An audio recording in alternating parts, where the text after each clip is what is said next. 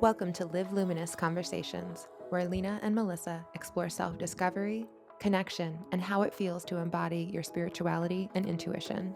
So welcome to the conversation. We're so happy you're here.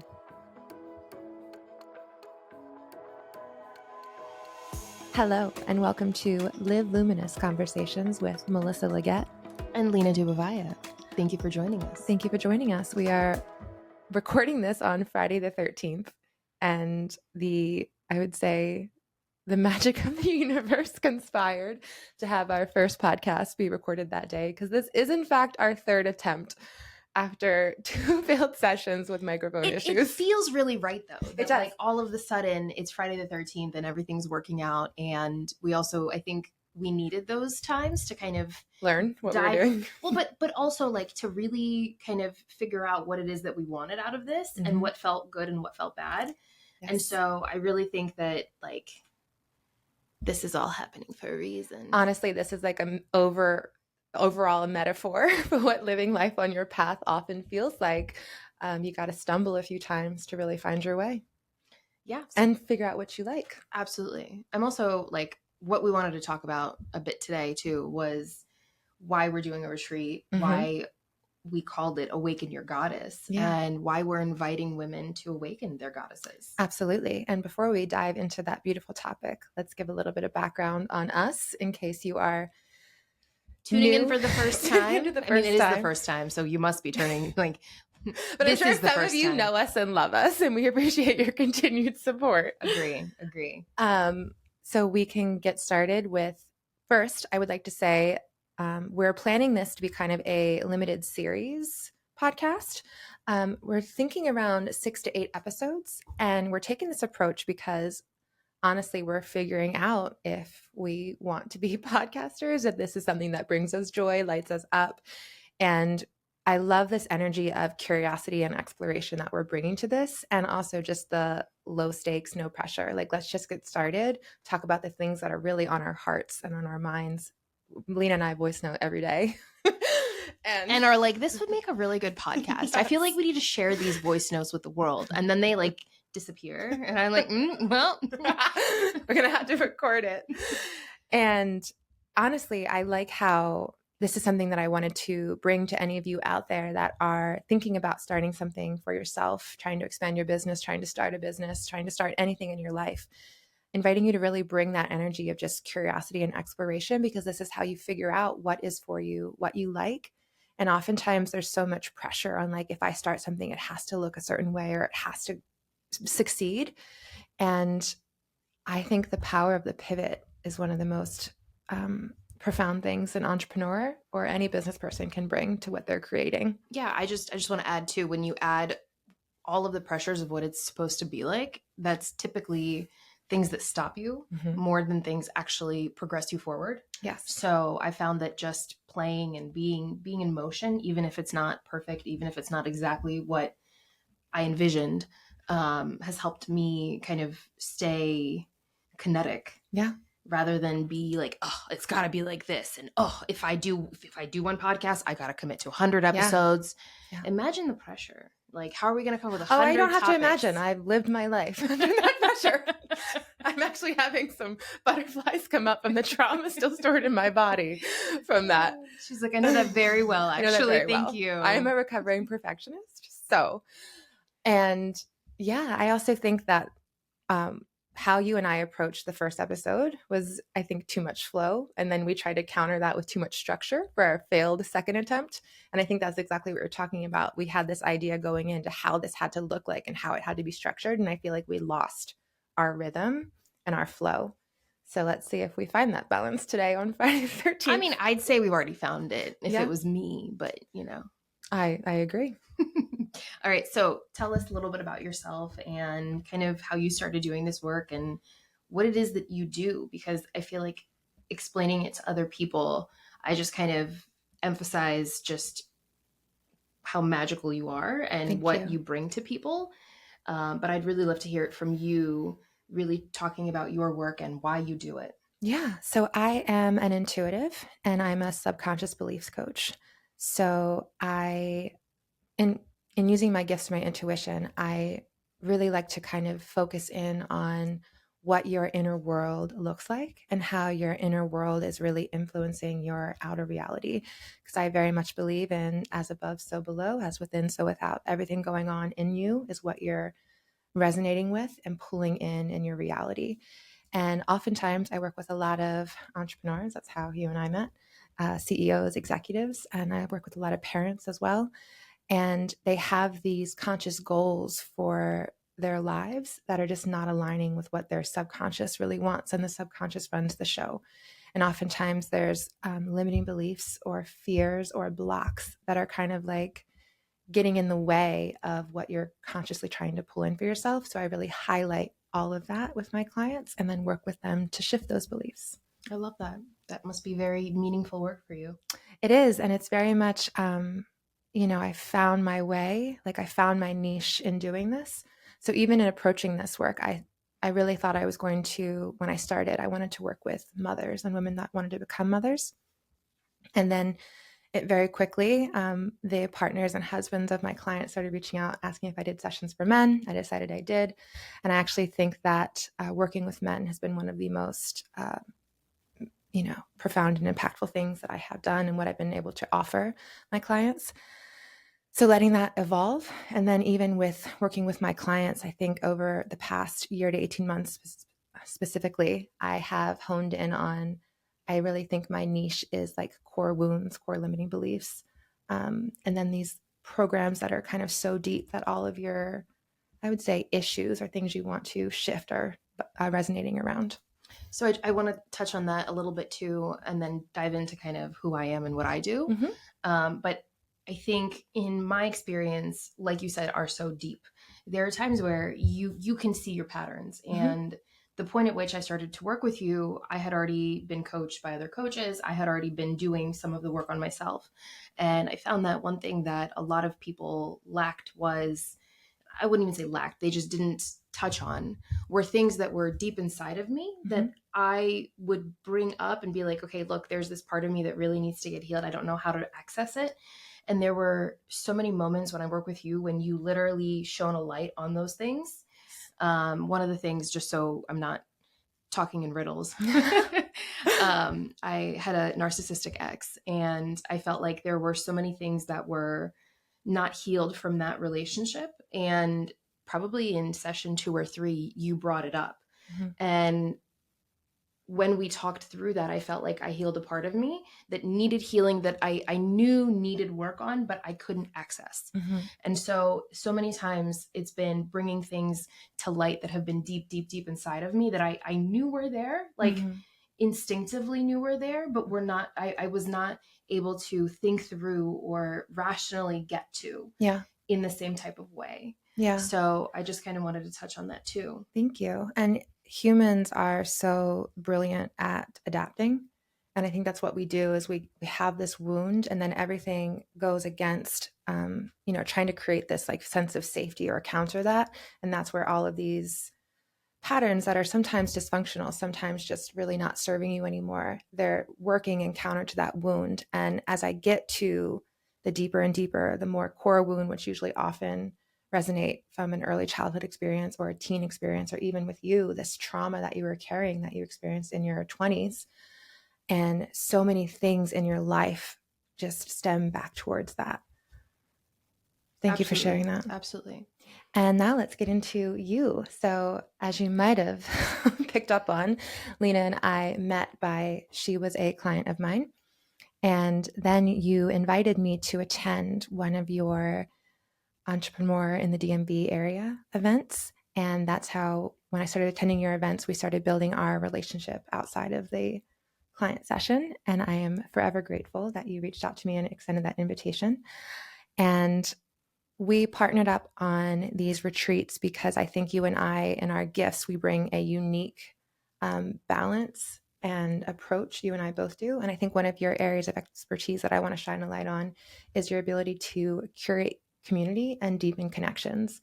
Like you have this fantastic ability to kind of put a crowd of people at ease and allow them to step into their vulnerability. I'm going to cry. I love bringing the tears. having strangers meet for the first time and leave as friends. Yeah, I think there's been so much that I've loved about depth, Mm-hmm. and I felt like every time I went to events, I left feeling empty. And there have been a few moments where I went to events and I left feeling fulfilled and inspired. Mm-hmm. And so I really wanted to recreate and curate moments where people leave feeling really inspired and connected. Mm-hmm. Because I think, especially after COVID and just in general, like it gets lonely. It gets really, really lonely if you don't have a sense of community of people who support you and who want to be there for you. And also, I think, share your values, because there's times when I'm Absolutely. surrounded by people and they don't share my values, and they can't really see my vision for how I want my life to be and why. And even in those interactions, you can start just feeling not seen. Absolutely. Mm-hmm. I did want to touch on too some of the other work that I do. So I'm a transformative coach. I find that a lot of times when I talk to people, they're looking for like a life coach or a business coach. Mm-hmm. And I feel like it's hard to just attack one and Oh not the yeah, other. absolutely. Because I think that how we show up for ourselves is oftentimes how we show up in business. Mm-hmm. And a lot of the patterns that we have in business are also very similar to ones that we have in our own lives. And so I don't think it's possible to create change or to develop without looking at the whole human. Absolutely. I have clients that come to me with like a business problem, and I always take it back to like, well, this is you. This is why you're pulling that in. I hear what you're saying. And let's deepen it. Let's deepen it. So you and I definitely have a very similar approach in that lens. And we partnered up to start doing retreats because I think you and I both we're answering the call to really deepen community, to bring this desire that we have for strong connections into life in a myriad of ways. So you do that with your entrepreneur events. And I think we're taking this kind of a step deeper, if I could say. Yeah. And you and I had a lunch date a few months ago. Mm-hmm. It was, I don't think she would mind if we shared, our Mm-mm. friend Liz. And I left feeling that lunch just so lit up because it was just connection with two beautiful, powerful women. And the conversation was so fulfilling to me. It was exactly what I wanted to be talking about. It was about nourishing ourselves, deep connections, how to show up better in our friendships, our relationships, and our lives. I have no interest in getting together and talking about others, or I'm just Unless we're talking about how amazing they are. we're You shining need a to light. meet Melissa. Melissa is magical and amazing. Yes, but very much. I don't know that I just left that lunch feeling so lit up, and Same. then just this desire to create these connections with women. So I reached out to you and I said, "Do you have any interest in hosting a women's retreat with me?" And that was the start of this conversation. It really quickly developed into this Awaken Your Goddess theme. And we want to talk to you today about why we are inviting you to awaken your goddess and how it has been so, for me, embodying my goddess has been one of the most impactful and transformative and fulfilling, nourishing experiences that I've embarked on. And it has influenced how I show up as a wife, as a mother, as an entrepreneur, as a coach, As a friend. as a friend. Yes, as a friend, in just ways that I'm going to try to put to words today. I think I might struggle. And then, did you want to talk about where you are in that journey? Yeah, I think that I grew up feigning like wanting to be really independent and really like proud of myself for how independent I Mm-hmm. was striving to be. And I, as much as I wanted that independence, I still wanted connection. Mm-hmm. And it was like this big block. Like it was this like roadblock in my way of truly being connected to my partner, to Yes. other people around me, because I was carrying this shield of I'm independent. I don't need anybody else. Yeah. And how can you really create a community and real relationships and friendships if you don't need anybody else? Yes. I have a very similar upbringing. And the way I approached my, teens and almost my entire 20s was that I'm independent. I don't need no man. Mm-hmm, mm-hmm. And I look at that and I see it as I was operating in I call it the wounded masculine shield.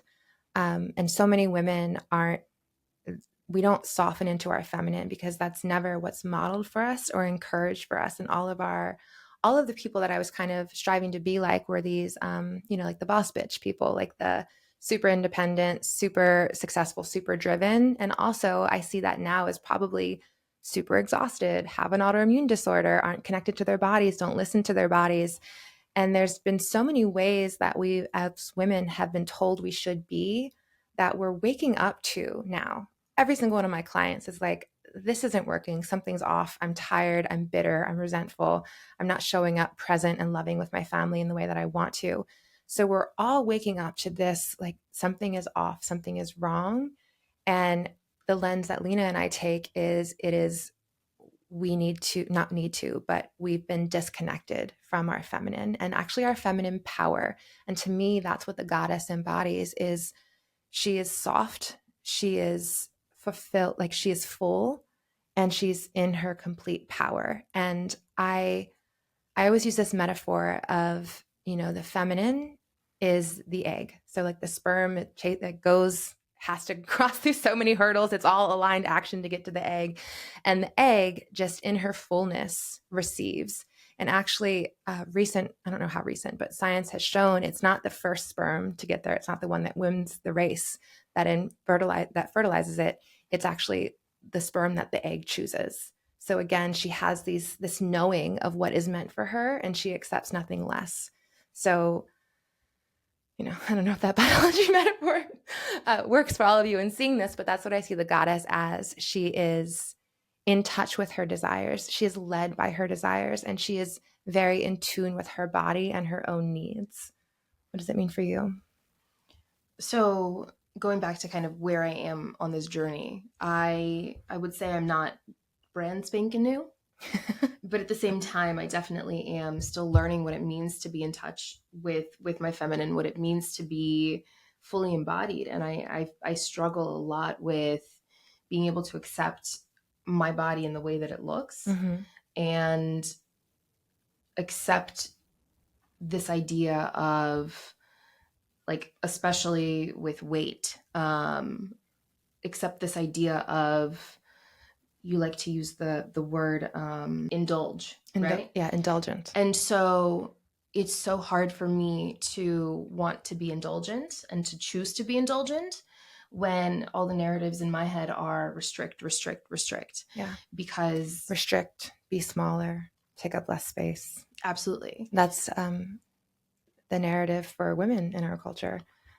There's been a lot of unlearning that I've had to do with taking up space too. Like, I used to leave very, very short voice notes because I was afraid to waste people's time. I used to want to speed up how quickly I speak because I wanted to get my thoughts out as fast as I could, so that, oh my gosh, what if they don't want to hear, or they can't hear what I have to say? Yeah. And slowing down and really being comfortable with taking up space and thinking about how much I deserve to take up space. Yes. And I am entitled to Innately, doing that. you're innately deserving of taking up space just because of who you are.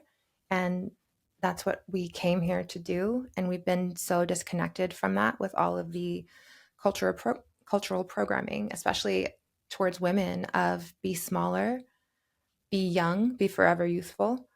And then when you're not checking these boxes, you are not worthy. And I think it is actually meant to keep us distracted and outside of ourselves, because we're constantly striving to reach an ideal that is impossible. By our very nature, we are here to evolve and change and transform. And that's really, we're shown this narrative of like, no, strive to be the same, never change weight, never change size. And if you, heaven forbid, like have a baby, get right back, bounce back right away to your pre-baby size. Your face is not meant to age. You're not meant to age. It's not meant to like move and have wrinkles. And what is this really doing to us besides keeping us disconnected from our innate process of the woman is supposed to go from child to maiden to mother to crone? And our society keeps us so focused on this maiden ideal of beauty. It is incredibly damaging. And even when you bring awareness to it, these programs still live in us in a very deep and toxic way. And I believe that my journey in particular of embodying the goddess, I started this probably like 5 years ago. And I, to me, the goddess means, again, I have softened into myself. I'm deeply in touch with my body. Every day I ask myself, like, what do I desire? Like, not what do I want? What do I need to achieve? Like, what do I desire? Like, what is this desire in me? And it is this ability to listen to that and feel where that is in my body. I embody my experiences. So, my spirituality is a very embodied experience. My emotions, I feel how they present in my body. I listen to what they're communicating to me. I'm embodied and present with my daughter, and I'm embodied and present with my husband. And to me, I like to play with this archetype of the goddess. So adornment is very important to me. Like when I'm really trying to get into this like goddess experience, I like to wear my hair down. I like to wear silk. Silk's one of my favorite fabrics to bring that online. I like to play with the lighting in my house. So one of the things that I do when I embody the goddess in my marriage is I bring this softness and this space to my husband. So I like to connect with him. He and I actually don't watch TV together anymore. And that's been one of the most, I think, one of my favorite shifts that we've made recently. Because when we're intentionally connecting at the end of the day, it is to connect with each other. And he brings his presence to me, and I create this soft space for him to kind of decompress, release his stress, relax into me. And I love cultivating and curating that environment for him. When I bring it to my daughter, I'm bringing full presence. I'm bringing curiosity in nature. I like to play with her in creating ritual and ceremony. So I like to have her pull from my oracle deck or my tarot. She likes to do Palo Santo prayer. She likes to grid crystals. So it's this way in which I am bringing this major archetype in an embodied way into my life with my clients. It's I am holding this frequency of the divine feminine. And the divine feminine, I think, really kind of sparks a light and shines a path for where you want to step up into that higher frequency and release.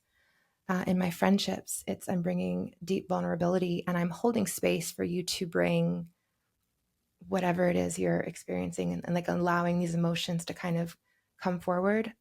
Like I had a friend go through something that was a very sad experience recently, and not immediately going into, oh, you're going to be okay, but just again holding space for what do you need to bring to me? What do you need to feel? Let's deepen this experience together.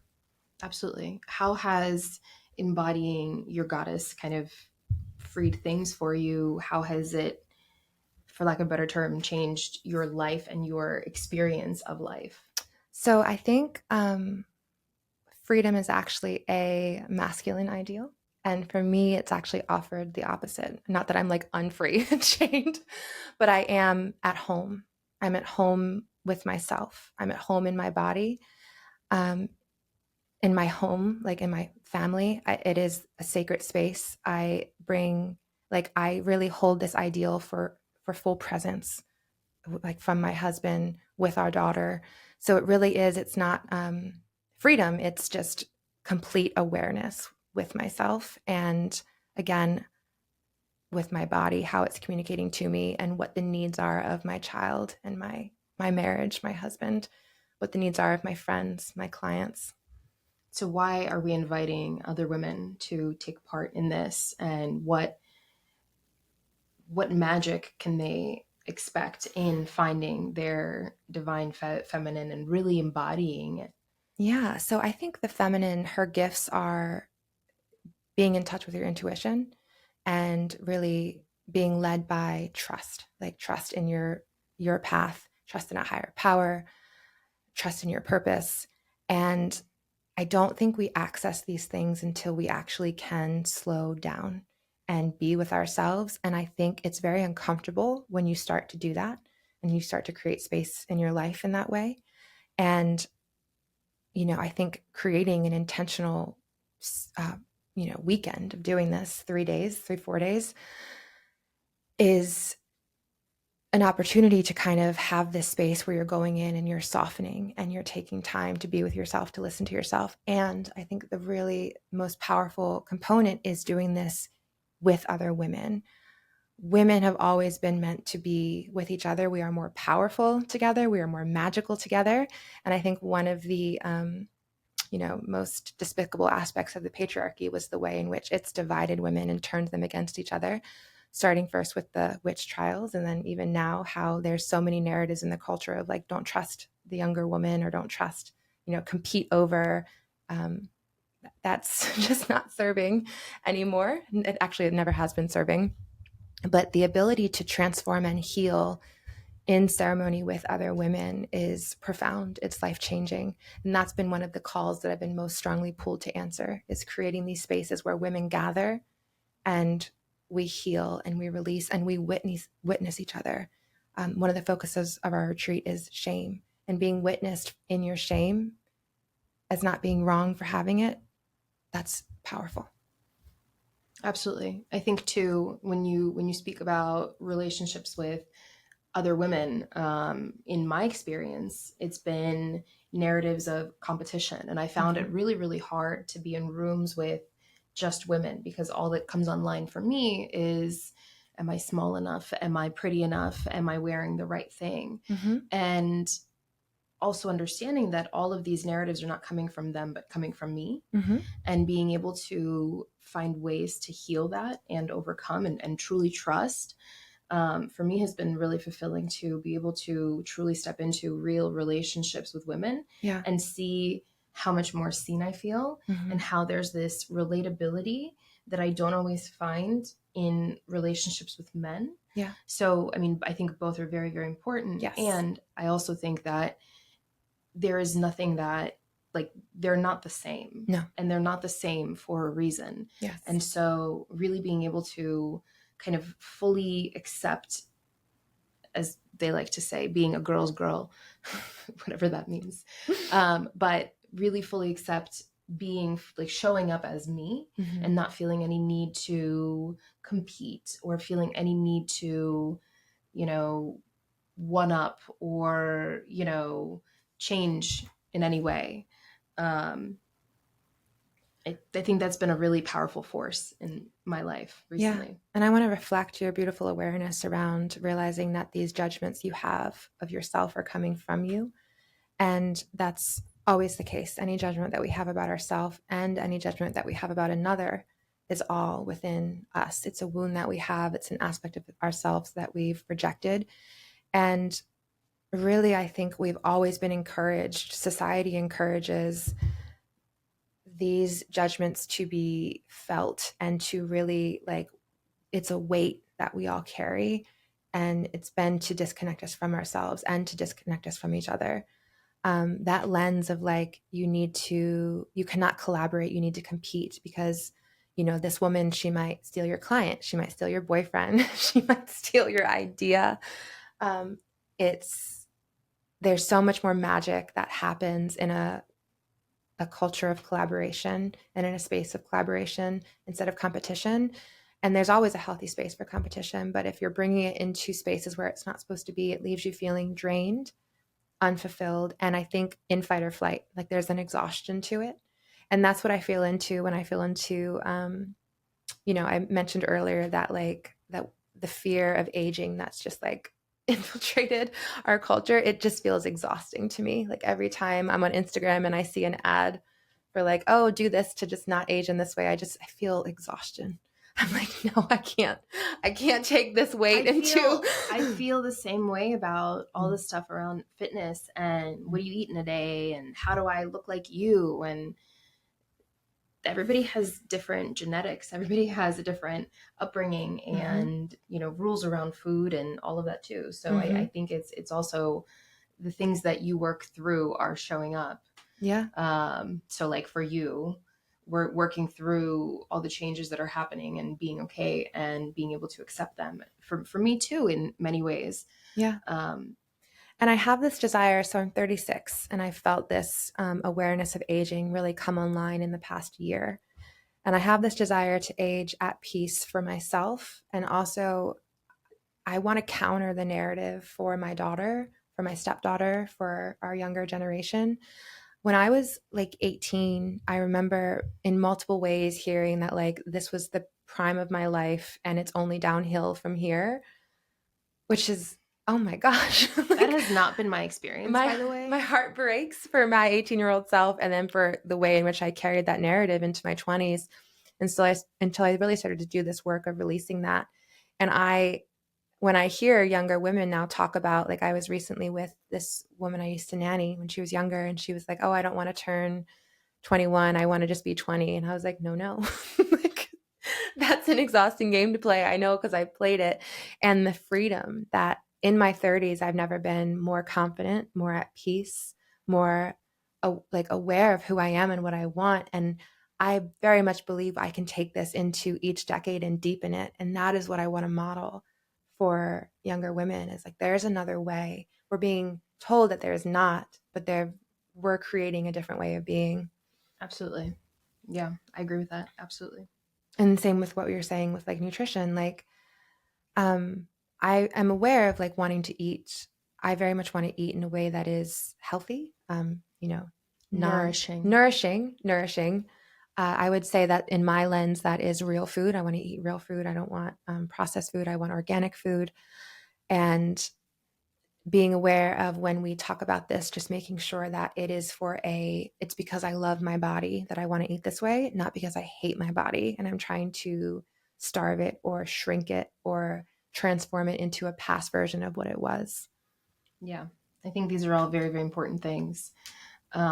Taking it back to the retreat, is there anything else that you want to touch on when it comes to what we're gonna work through or talk about? Or so like we've talked about the goal is to strengthen your relationship with yourself, Mm-hmm.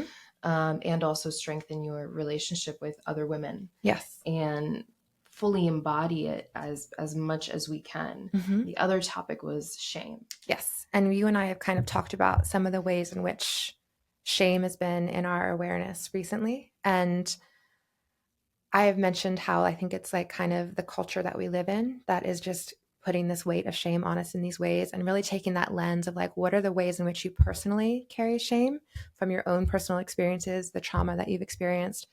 What ways are you carrying it ancestrally and generationally from your family? And then also, what ways are you carrying it from the culture at large? And shame is insidious because it works to, when you start to feel shame, you kind of shut down, and like, you don't want to, like, a lot of us, what we were talking about with judgments before, a lot of us will feel judgments and then like, oh, how could I judge in that way? Like, that shame comes on of like, how could I possibly think this about this person? And then it stops it, it shuts it down, as opposed to bringing curiosity and exploration to your judgments of, why am I judging in this way? What is this saying about me? What part of me have I rejected? What does this person that I'm judging have permission to be that I'm not allowing myself to be? That's often one of the most powerful questions I can ask myself or my clients.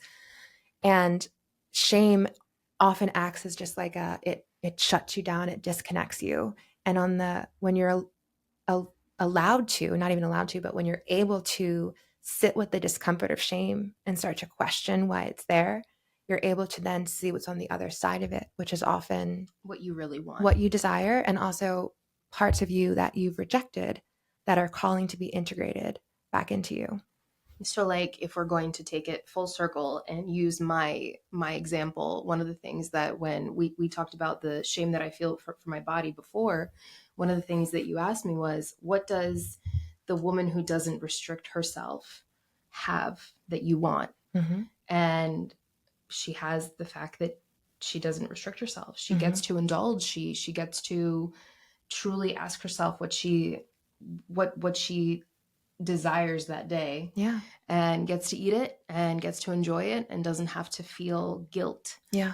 Um, And on a deeper level, I think it's a relationship with pleasure. Like, women oftentimes have distorted relationships with pleasure, and we don't allow ourselves to receive pleasure. Comes up in sex all the time. And not even sex, but in food. Like, the chocolate ganache cake.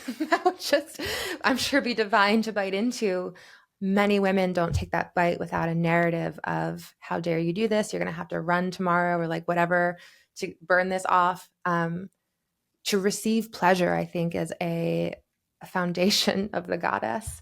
Knowing pleasure is her birthright, and she's actually here to not only receive it, but revel in it and play in it. And one of the things that I've done in embodying the goddess is these states of desire, desirability, pleasure, I create in them. I take these very charged, very full energies and I bring them to my work.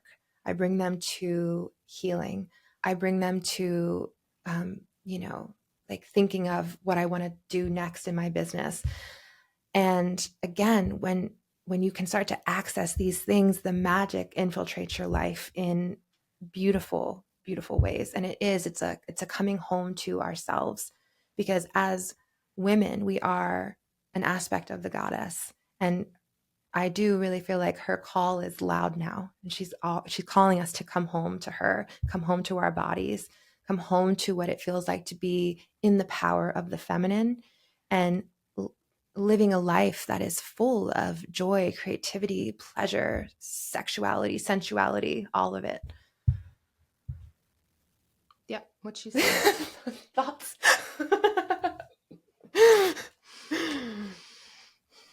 Yeah, I just, What she said.